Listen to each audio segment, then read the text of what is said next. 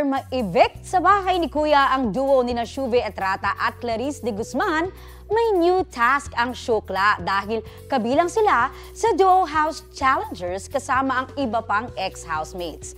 Overwhelming support and love din ang natanggap ng Shukla sa outside world. Ang latest hatid ni Nelson Canlas.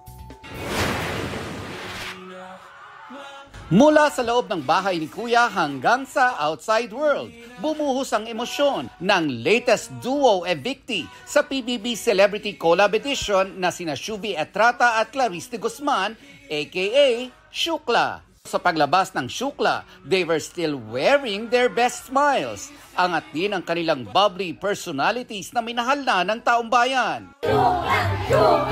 Ang dami kong naging struggle sa bahay po ni Kuya.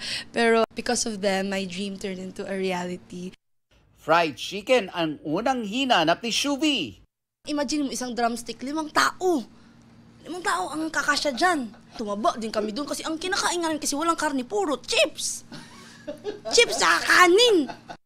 Of course, may pa-warm welcome din ang kanilang loved ones. Si Shuve, winelcome ng kanyang besties, kabilang si ex-PBB housemate Ashley Ortega, pati ng Sparkle executive sa pangunguna ni First Vice President for Sparkle GMA Artist Center, Joy Marcelo. Naroon din ang kapwa Sparkle artists at ang kanyang version ng TDH, si Anthony Constantino. Tall, dark, and handsome. Biro tuloy ng netizens, evicted man si Shuve ay tila siya pa rin daw ang big winner. Hirit naman ni Maom o Ate Klang.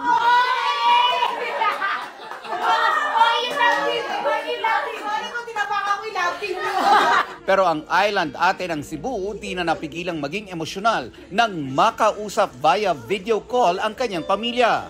Ayun, nag-video call po kami kaagad. Nag-sorry ako.